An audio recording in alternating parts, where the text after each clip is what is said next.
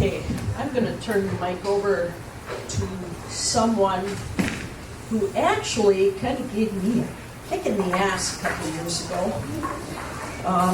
Everybody remembers 2020, the year that wasn't. I feel bad for the kids that graduated that year. We had 3 or 4 weddings that got canceled because, geez, we couldn't have people in here.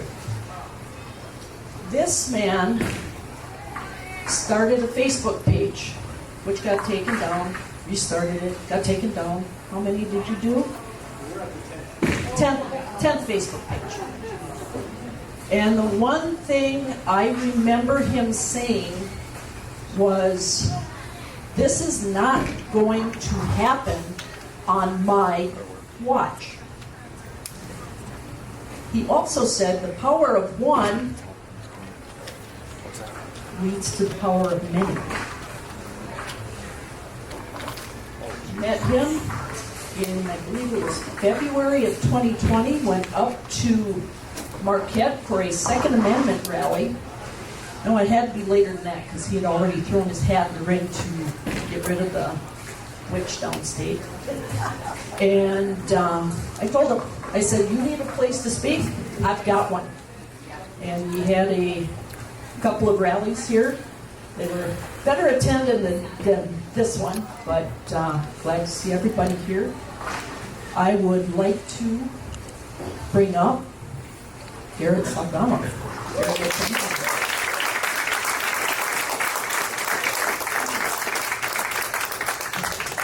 You guys seen me speak before. I don't tend to speak behind a podium. Okay, I'm more of a mobile guy, and one thing that we're going to do is we're going to bring up the energy in this room, because what I'm going to show you all here today is how much you matter. Because that's so many times when I'm on the road, I've been throughout the state of Michigan, people will say, you know, I can't make a difference. You know, what can I do? And that is all wrong. You can. What she just said about the power of one can lead to the power of many is so true, because you know who taught me that? All of you. Because if you would have came back to me 5 years ago and said, hey, Garrett, you're going to get involved in politics, I would have laughed you right out of the room. Never wanted anything to do with this evil game called politics. I was your guy who fell asleep on the watch, right? I would go to the polls and I would vote straight ticket, not even knowing who half the people were on that ballot, and I would vote, and I would go back to my cushy lifestyle, which I built, and I would be with my family, and everything was great until April 9, 2020.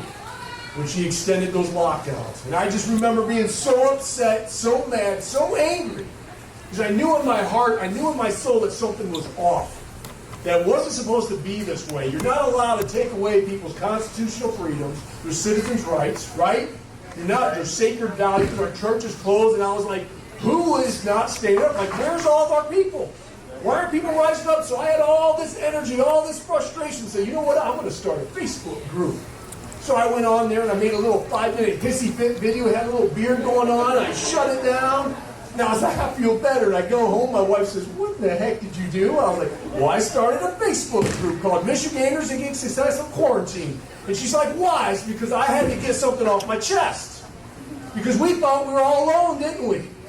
And I woke up that next morning and 500 people were on that group. And I was like, wow, 500 people feel just like I do.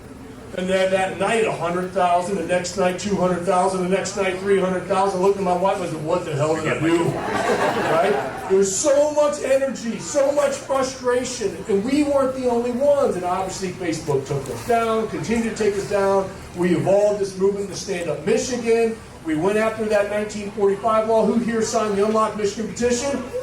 Unbelievable, right? 539,000 signatures in 80 days. One of the fastest citizens petitions that has ever been done, and that is when all of you taught me something. The power of the people. The power of the people, when we put our minds together, we have a goal, we have a vision. What we can accomplish. Because who here is sick and tired of the Democrat and the lies? Say aye. Aye. Who here is sick and tired of the corporate media running with the lies? Say lie. Lie. And my most favorite is all the social media little minions they have, and they gush over all these lies. How many people are sick of that? Say aye. Amen. And holy cow, where are we doing in our country, or what are we doing in our country right now? Because again, if you would have just came back to me 10 years ago and you say, hey Garrett, there's going to be boys and girls locker rooms and restrooms. I would have laughed you right out of the room. I said, there's no way that's going to happen. Hey, there's going to be men competing in women's sports. I was like, no. Have you ever heard of something called Title IX? It's supposed to protect women in the sports, right? And here we are, talking about things that I would have never imagined that we would have to talk about. So we're in here in this dumpster fire of our country right now. It truly is. I mean, everything that they're doing, and I'm always looking at the glass half full, right? So thank God they turned our country into a dumpster fire. We would have a hard time winning in November. But everything's on fire right now, isn't it? Our economy, we can go on and on. Inflation, immigration, the border, our school system, the indoctrination, everything. And what do? They just lie. And they run with the lie. And all these people, the 40-45% of people are brainwashed and they fall right in line. They got Trump derangement syndrome, right? One of the guys that was in here was trying to tape us, one of the trackers that they put in there, probably to spy on you, Mike. Man, I wish he would have stayed, because I would have went up and brought him up. So let's have a conversation. What policies do you like, Kamala? Crickets. Or he probably would have stolen one that they stole from President Trump on no tip and no taxes, right? And we're all scratching our head right now. Like, how can they even have this person? She's never had one primary vote. She's been hiding in the basement. She finally did an edited CNN interview on Thursday night, just 2 days ago, right? And they released it before a busy holiday weekend, so nobody watched it. And if you watch the interview, she still bombed it, right? So as long as we just talk policy, give the American people the solutions, we'll win. Because the middle right now, the middle is who's going to determine this election. All of us in this room, you pretty much know who we're voting for up and down the ticket, right? Correct? But it's the middle. It's the middle with the people that you have to have conversations with. You all in this room can be the deciding factor in this state. And this is how and this is why. I'm going to give you 2 examples that was brought to my attention. In 2016, President Trump won the state of Michigan by 10,704 votes. That was it. So I'm a numbers guy. If you break that down, there's 83 counties in the state of Michigan. And if you get 20 people out of each county in this state to go talk to 7 other people and sway them to vote for the Republican ticket, up and down the ticket, mind you, we win this state back in 2016. That's it. So how do we do that? We talk policy. We talk common sense. We ask them questions. We don't have to force it and tell them, because their whole world is a dumpster fire right now. We're all feeling it from the grocery stores right now. We're all feeling it with our utility bills. That's all we have to do. Is just ask questions. Is your life a little bit better than it was 5 years ago or now? We all know the answer. Hey, do you agree with the 10 million people that came in here illegally? What about the crime? Do you agree with the grocery prices? Do you agree with how we're getting hammered? Especially you first. You guys know this. The utilities, energy. You guys get shafted all the time. So you have these conversations and you ask those questions. And one of my favorites, hey, do you like your daughter changing with the boy in the locker room, in the restroom? Anybody with this little thing called common sense is going to be on the side. They're going to say, well, I don't like his personality, though. And I always say this, and this is what I always say. I said, where's he from? He's like, New York. I said, back when I was growing up, back in the 80s and 90s, and now I'm aging myself, I said, what was the stereotype of people from New York? In your face, rude, they have big egos, right? They're going to stand up for what they believe in, which is a good quality. I said, so you are going to base your vote on where someone's from? They go crickets. They won't have an answer. And say, that's why you got to vote for President Trump, because it's going to bring common sense again. Okay? That is the power of all of you.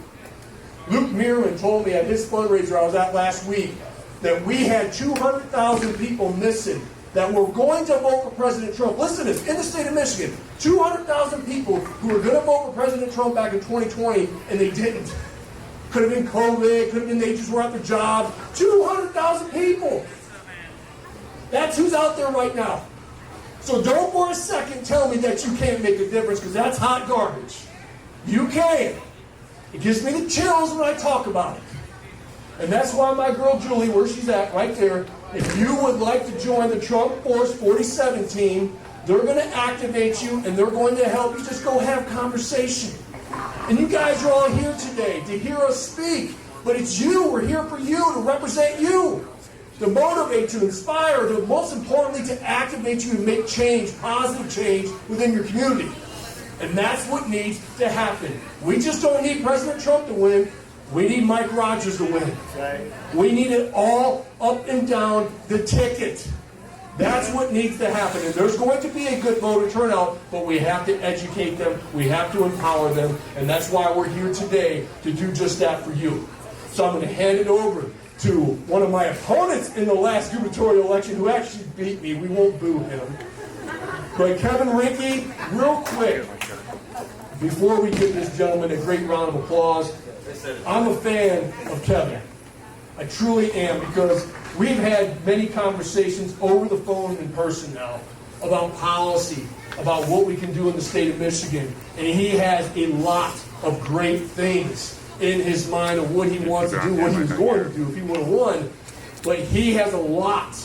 And one thing that he's taught me, being with him over these past couple months and having these conversations, is having skill set. It's so important now to have people with the right skill set run for different levels of office. Doesn't mean you can't earn that skill set, but you need to have a skill set. So if you have your dreams on running for the state house, you're like, maybe I should start with my neighborhood book club, or maybe my school board, or HOA, and then learn those things and move up from there. But we need to start getting some good representation. People are going to be transparent, going to do what's right, to represent all of us, we the people. So let's give a big round of applause for my man, Mr. Kevin Rinke.